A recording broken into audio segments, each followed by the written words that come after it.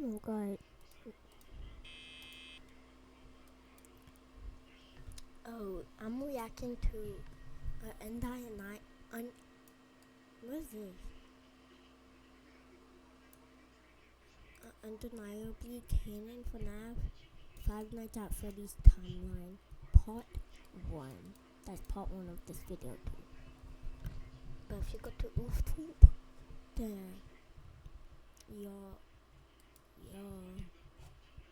the offtroop. Sweet, Undeniable.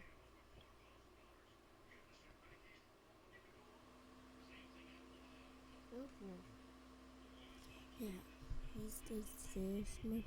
Okay, we can react to it now. The following video is comedic interpretation of the FNaF timeline. They'll get you something in the twist. Use them. But hey, This is not the actual rule. just a theory. A game theory. Thanks. Hey you look like you're interested in some FNaF lore. Sick of all the speculation? Like, Do you want something that's subscribe. undeniably canon? Okay, you should do that too. Oh, Yeah. well, that's too bad. I'm telling you anyway.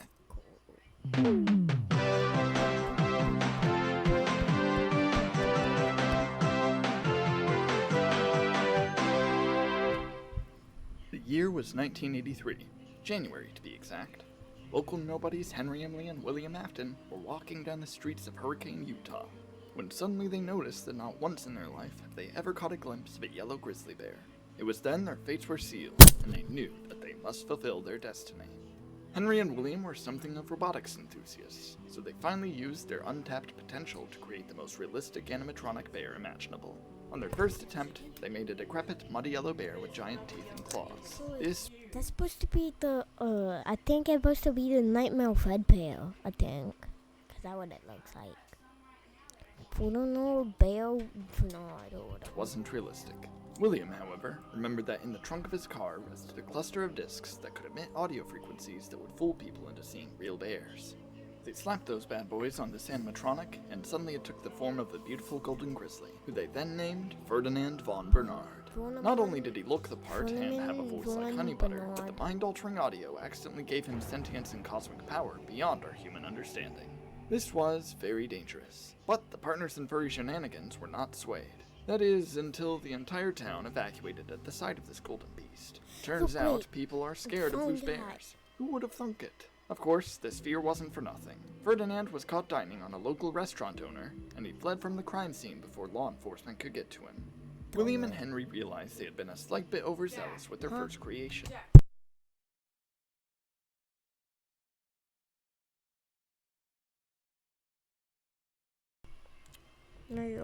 Good thing is, literally nobody knew or cared who they were, so they got away with this scot-free. Later that month, they designed an animatronic simply based on Ferdinand's likeness. This character was quite a downgrade, being both simpler and stupider. This didn't matter to the duo, though, as they loved their creation, and with that, Fredbear was born. At first, they had nowhere to actually put him, so they opted for the dump. He was truly a diamond in the rough. Amazingly, this attempt at entertainment was amusing enough to the citizens of Hurricane that they gave William and Henry enough money to afford a recently vacated diner space. Fredbear was going to be a star. Unfortunately, this animatronic was extremely poorly designed, and their attempts at granting him artificial intelligence quickly turned black. On February 31st, 1983, his first performance on stage in front of children prompted him to spontaneously combust from a nervous breakdown. William and Henry, heartbroken at this tragic event, cracked down to ensure this would never happen again. This also prompted William to threaten the United States government, and they met his demands to strike February 31st from the calendar forever. After that, they set their sights on making something with no flaws. But then they made springlock suits. Imagine this was the actual FNaF lore. To both ease the animatronic's nerves and not allow them their legally required breaks, Henry and William created mechanisms that could lock the endoskeleton parts to the inner edges of the suit for a person to climb inside and cover for the character. For extra safety precautions, they created a partner for the new Fredbear 2.0 to ease his nerves. For some reason, the best name they came up with for Fredbear's partner was Spring Bonnie. William was I'm not touching the mute button. This is random, but I'm not touching the the mute button. It's not me. It's like a thing. You know the slap bracelets. Somehow a slap can actually like sensor detect the sensor or something. The sensor detects it as my finger. Threatened to argue against it. Where the safety precautions ended, however, was the fact that the spring locks holding the endoskeleton pieces away from a person's vital organs were made out of paper clips. The lightest sneeze could set them off. Truly brilliant inventors, those two. The dynamic duo had now created a dynamic duo. William was the only one who had the nerve to actually test the springlock suit, and it turned out he enjoyed dancing around as a yellow rabbit a little too much. Henry was unbothered by this though, as William was still perfectly capable of handling their finances in character. A few months had gone by, and Fredbear's Family Diner was an absolute success. Not only were Fredbear and Spring Bonnie beloved by the now enlightened Mormon population of Utah, William even managed to lock in a deal with a low-budget animation studio in order to make a cartoon called Fredbear and Friends. The one downside, though, was the studio needed more characters and they refused any more yellow ones. Out of obligation, Leopold, Theodore, Mirabella, and Foxy were created. No, Mirabella's not yellow, she's Xanthophyll. You're just seeing things. Surely these blights to everything William and Henry stood for would never see the light of day in any other context. William and Henry were at their peak, and William finally regained custody of his children. However, one of his sons, whose name has been stricken from the record, waltzed into the back room of Fredbear's and saw Fredbear smoking a cigar. Fredbear's blatant nonchalance about his respiratory health was truly traumatizing for the child. In a panic, the child started to run out the door, but accidentally tripped over the foot of Spring Bonnie. Go check out the actual video. I sent the actual. Wait, I sent the pattern. Okay. I'm gonna put in the Notes to him. description. The animatronic was being worn by Harold, I'm gonna put the description on in the the. janitor, and this collision was enough to snap open the I'm gonna flimsy put the spring video locks in and the impale Harold description, not every the which way. description in Harold's the soul, description. heartbroken by his untimely demise and his boss's backup fursuit, transformed into pure agony, and he became a shadow creature. He gave himself a really cool name, but unfortunately he never learned how to spell, so it came out like this. Shockingly okay with witnessing this occur, the child went home and invited his older brother, Michael, to play a game of Uno with him. However, there was foul play. This child was actually just a terrible human being and slid extra cards into the deck, causing Michael to draw 8 turns in a row. Enraged, Michael threw on a Foxy mask and started screeching at the child. The child, annoyed by his behavior, decided to humor Mike until he got bored of doing this and pretended to sob 24/7. Maybe, just maybe, this would guilt trip him. However, Michael was far more resilient than the child anticipated, and this behavior kept going for a whole week. The child, craving literally anything else to do Isn't that plus trap or something? with his time, walked into Fredbear's again in an attempt to face his fears before getting cornered by Trevor the cashier wearing a Fredbear suit. The child saw the reasoning for this, as Trevor was holding a mat for a mediocre dentist's office in his hand, and so the child deliberately ran into Trevor to set off the spring locks in this suit. Trevor's spirit, a bit relieved by the matter in all honesty, turned into a more chill shadow creature that just kinda walked around convincing people to join his conga line. The child returned home, completely okay with the fact he just killed a man, and told his Fredbear plushie everything he did. The next day, Michael and his Uno buddies barged into the child's room to take him to Fredbear's for his birthday. The child was still committing to the crying act, but this was a bad idea as it just made them come up with the idea of shoving him in Fredbear's mouth. So, that's exactly what they did. They mockingly told the child to give Fredbear a big kiss, which the animatronic took immediate notice of. This was a very dangerous situation for his career, so without thinking, Fredbear clamped down his jaw on the child's skull. This terrified Michael and his friends for about 5 seconds, until the child hopped out of it unscathed. Turns out, William and Henry gave the animatronics rubber teeth. Yeah, but rubber teeth. They should have actually Great did safety that in feature. accident. The child was livid and threatened to do the job again. Mike didn't really know what this meant, but it sounded scary enough for his buddy Jeremy Fitzgerald II to knock the child unconscious with a chair. This only distressed Michael more, so he rushed the child to the hospital where he was diagnosed with a mild concussion. When the child awoke, he looked at Michael and told him that he never existed. When Michael asked what that was supposed to mean, the child fused with him and turned a little bit paler. This was just a Why do you do this? Like Matt Pat kind of style. very bad day for Michael. When he went to tell William about it, William had no clue what he meant by little brother. He told Mike to stop making up stories, trash that disrespectful mask, and take up engineering. This sounded good enough for him, so that's what he did. But, turns out, the employees at Fredbear's called the police because Harold and Trevor's bodies were just laying on the floor and nobody cared to do anything about it until right then. So, the restaurant was shut down and the news media blamed it on the bite of 83 in order to abruptly end Fredbear's career. They were just jealous. William and Henry were back to square one. Because of the abundant controversy and investigations, they laid low for a couple of years. But, in 1985, they finally opened a new location. With the amount of money they had earned from Fredbear's, they were luckily capable of buying out a new restaurant space with ease. Unfortunately, Fredbear was publicly executed 2 years prior. So, William and Henry did the unthinkable. They made animatronics of the cartoon characters they had made out of reluctant necessity. Leopold was their immediate decision for the new mascot, as he was actually a bear. He wasn't golden, but he would do. But that name didn't exactly resonate with the public, so after 5 seconds of brainstorming, they renamed him Freddy Fazbear. The initial plan was for him to be partnered with Spring Bonnie, but William refused to work with any type of grizzly that wasn't golden. So, Henry opted to rebrand Theodore to simply Bonnie, and that worked well enough. However, making these two characters so derivative of their superior counterparts worried Henry and William, as the public could possibly see through their ruse. So, they added another character to the band to distract people. Mirabella. Given the fact that she didn't have overtly feminine characteristics, though, Henry and William renamed her Chica to make sure any Spanish speakers knew she was a girl. Isn't that actually Spanish?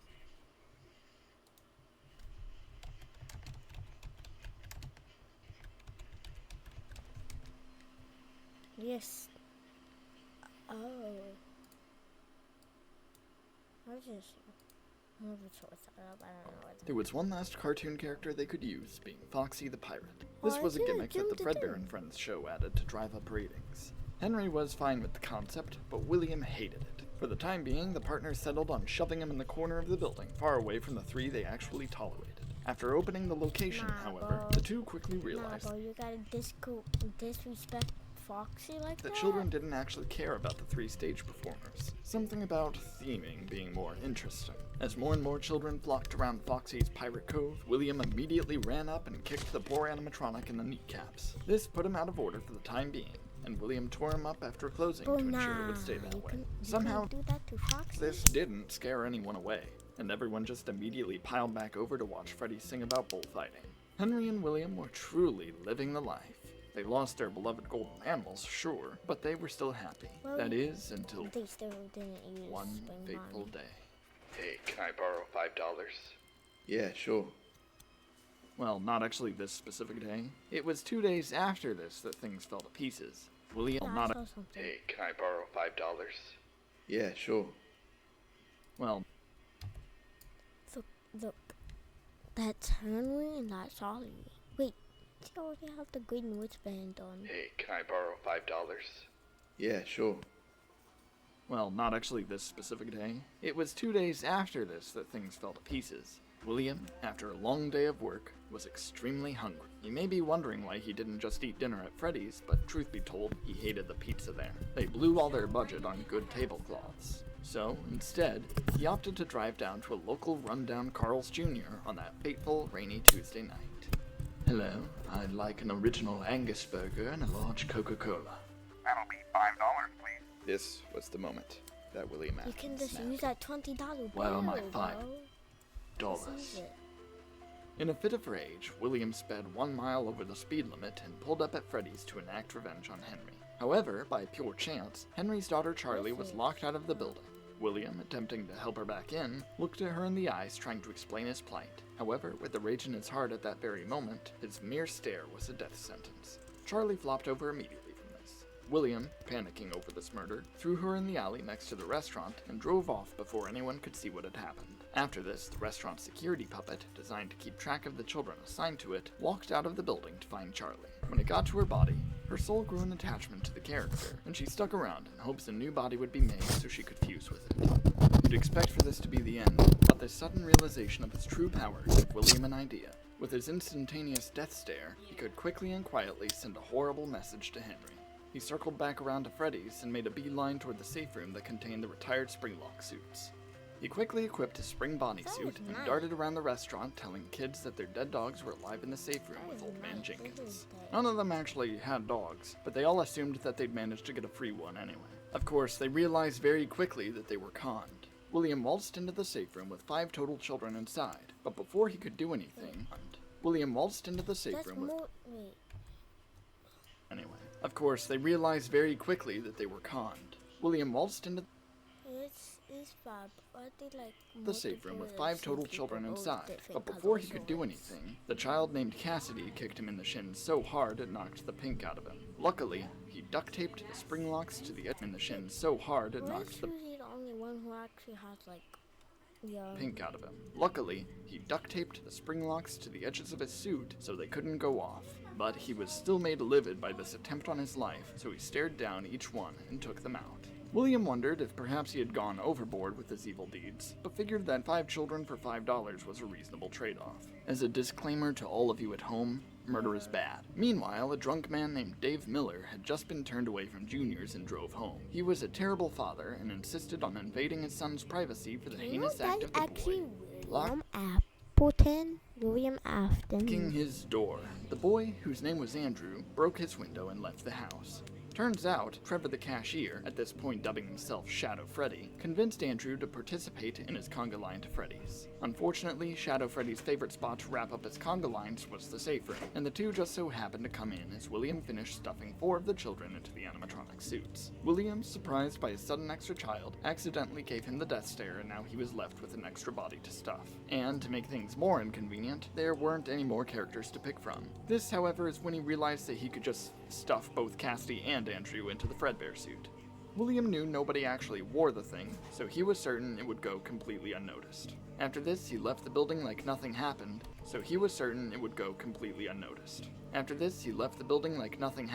and drove home to sleep in his safe and comfy spring bonnie pajama suit.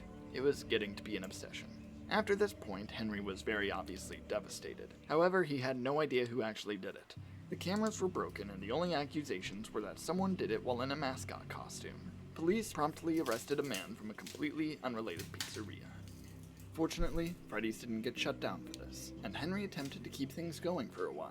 William had sent him a letter saying he was off on vacation for the time being, so Henry was left to handle finances on his lonesome. But, people rapidly started losing interest at Freddy's. The animatronics smelled horrible, and everyone finally noticed just how bad the pizza tasted. So, by year's end, the restaurant shut down. Henry decided to take a break from it all, and when William returned from vacation, he realized he could seize this opportunity and make a pizzeria with complete creative control. His daughter, Elizabeth, served as the perfect muse, and he proceeded to make an animatronic that looked nothing like her. He named it Circus Baby. Don't ask why, it's not elaborated on. However, after telling Elizabeth all about this animatronic, he suddenly got the idea to use Baby for a different purpose than simple entertainment. William had recently noticed the animatronics from the closed Freddy's location acting strange, and upon further investigation, he discovered a substance that he called Remnant. His new idea entailed having Baby and a new set of animatronics themed after her work together in order to collect more Remnant from children. So, he made Funtime Freddy and Bon Bon for easy marketing appeal. Then, he finally remade Foxy in his own vision, stripping all of that filthy pirate gimmick from him and making him a lovely coat of white and pink. Funtime Foxy was superior in every way, and his lack of originality meant that nobody would prefer her over the characters William actually wanted people to like. Finally, William made a character named Ballora. This one wasn't made for murder purposes so much as it was made out of contempt. For who? His ex-wife, Eleanor Schmidt. He craved to make an animatronic that was better at ballet than her. She was an accountant, so this was easy. However, upon coming to William's house to pick up Elizabeth for a week, Eleanor saw what he was building.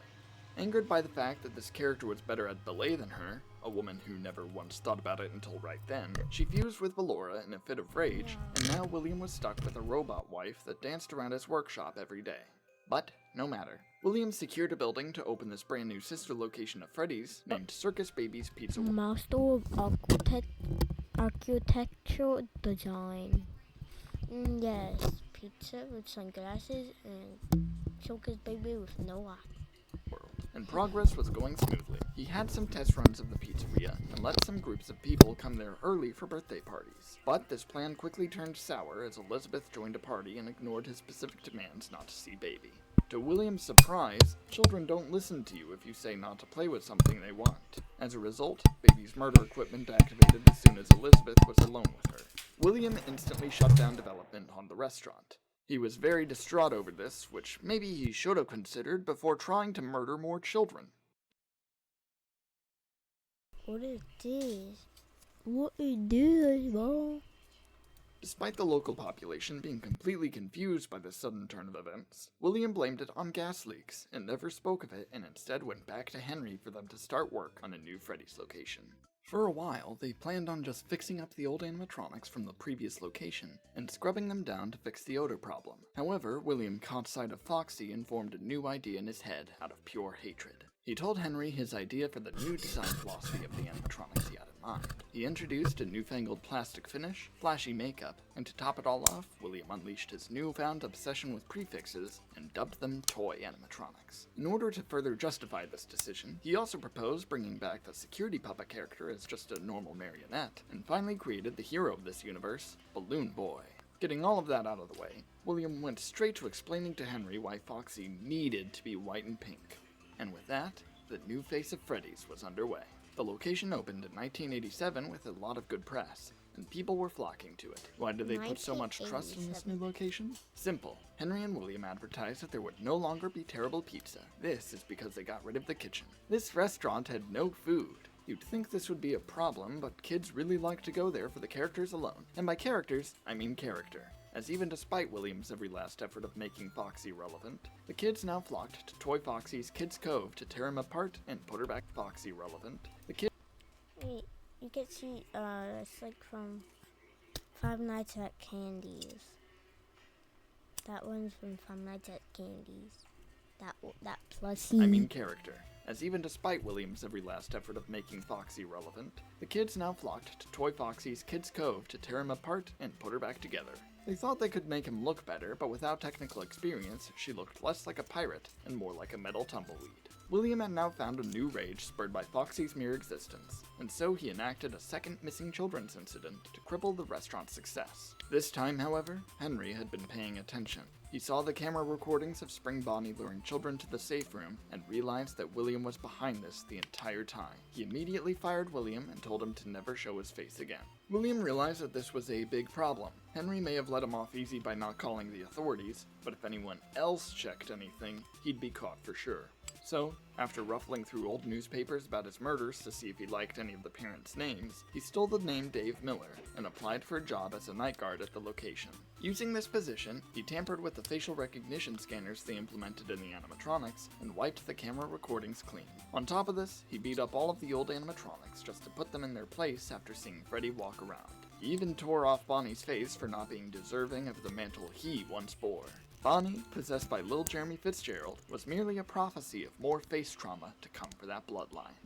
After getting done with that, William could have sworn he saw the puppet floating around whispering to everything it could see. This made him wonder if this was actually Charlie, but he didn't care enough to check, so he left it alone. The new set of children, though? William hadn't bothered actually stuffing them anywhere, so the puppet guided them to select new vessels of their own. Instead of individual characters like it was expecting, though, all of them voluntarily possessed Balloon Boy just because it was mildly amusing. William, still presenting as Dave, tried to maintain a job as a day shift guard after this, but was quickly fired for having bad vibes. Also, he kept going into the parts and service room to kick the old Foxy animatronic in the shins. Now that the night guard position was open, one of Michael Afton's old Uno buddies applied for the job, Jeremy Fitzgerald II. He was actually pretty decent at it, but it got extremely stressful because Balloon Boy staged a coup against him with the other animatronics. So, once the week was over, he transferred over to the day shift position. Balloon Boy wasn't going to let Jeremy get away free, though. It's the one with the Proceeded to publicly attack him Bonnie and mask. bite out his frontal lobe. Wow. That face trauma prophecy came true quickly. But hey, don't worry, it grew back within a month. But this incident, dubbed the Bite of 87, was enough to finally get the establishment closed. On the night after this attack, they needed a guard to make sure Balloon Boy didn't escape. Instead of behaving, though, local menace Fritz Smith tampered with all the animatronics and made them extremely aggressive just because he thought it'd be funny. Company higher-ups didn't appreciate this and quickly took care of the problem. Thus, 1987 ended with another location shut down abruptly. Henry scrapped all the toy animatronics after this except for Toy Freddy and the puppet. Turns out Toy Freddy was already retiring, as he really wanted to become a gamer. His endeavors were successful and he led a happy life. The puppet, meanwhile, just vanished.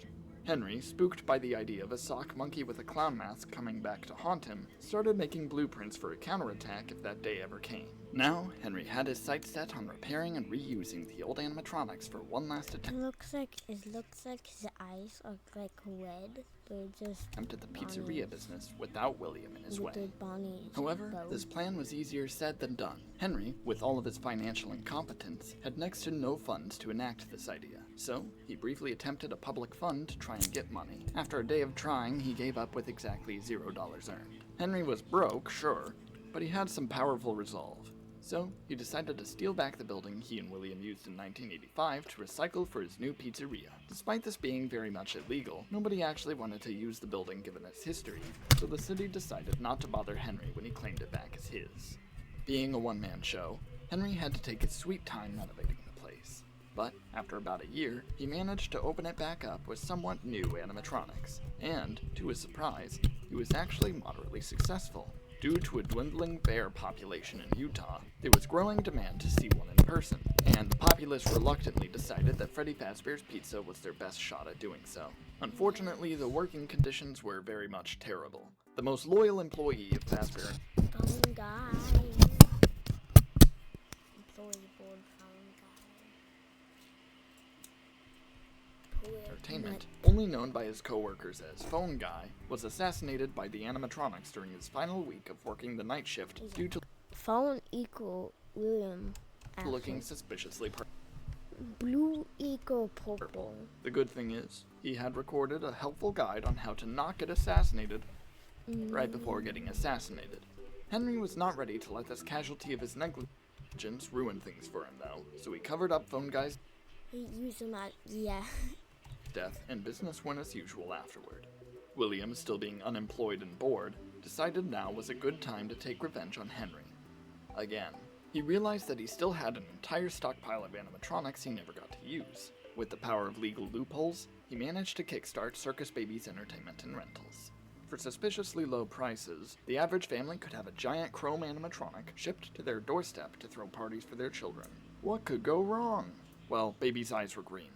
For a moment, William thought he just misremembered her eye color, but then she started talking to him about very personal matters, and he realized Elizabeth had possessed her. Instead of doing anything immediate to solve this problem, he locked her in the rental facility and wrote a note on the fridge to take care of it later. After a few more years, Michael Afton finally graduated engineering school and came back home. William was delighted by his son's return, as he was conveniently useful for his newest plot against Henry. However, he wanted Michael to be fully prepared for what was to come. So, William locked Mike into a crude replica of their house that vaguely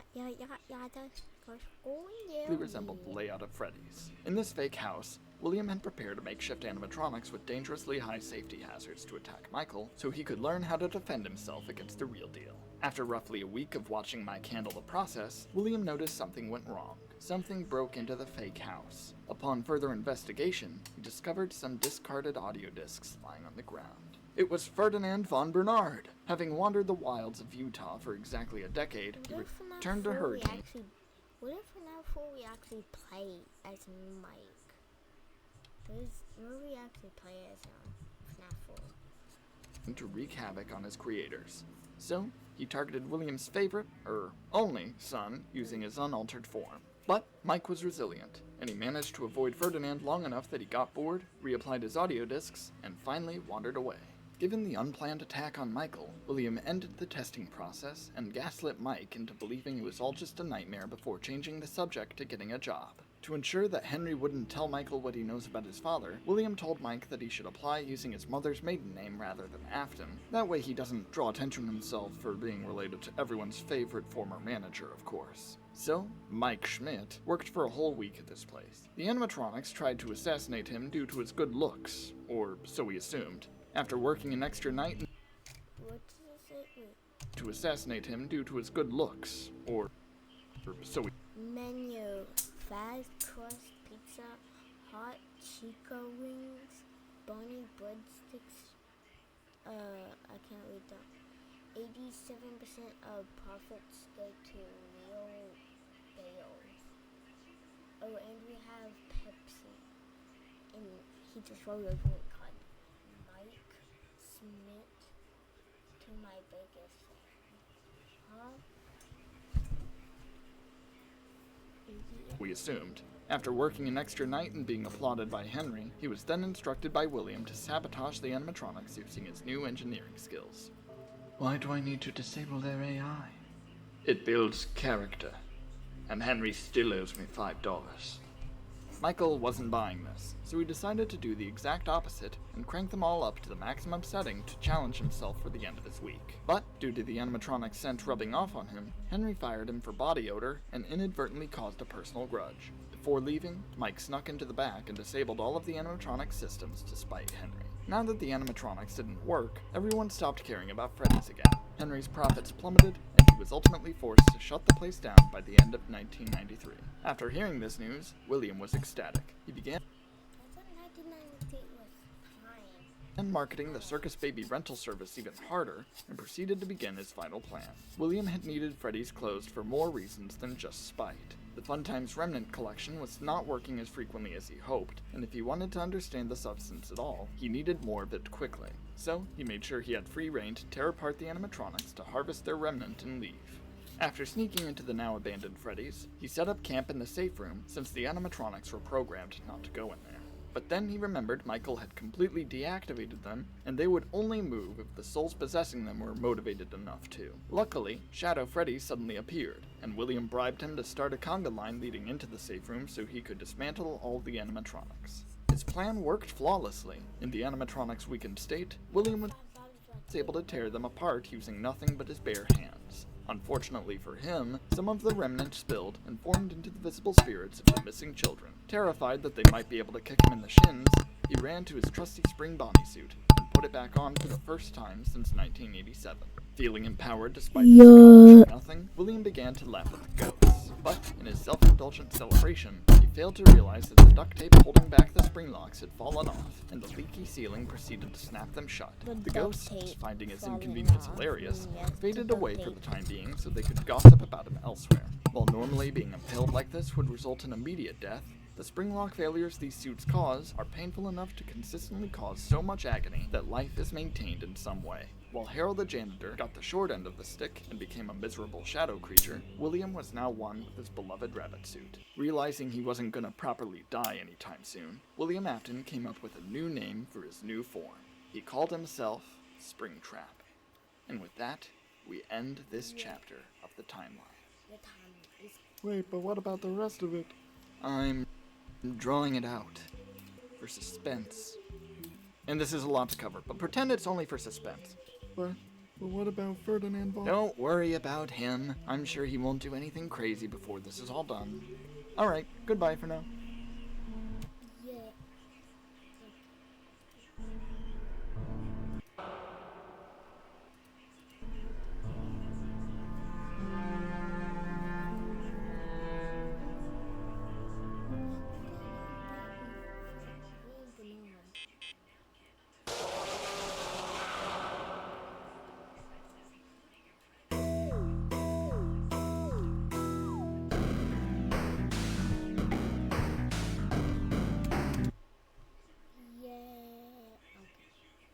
I'm gonna end this video right here.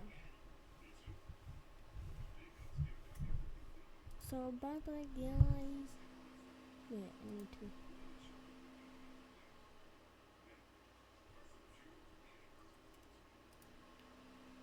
Bye guys, I'm done.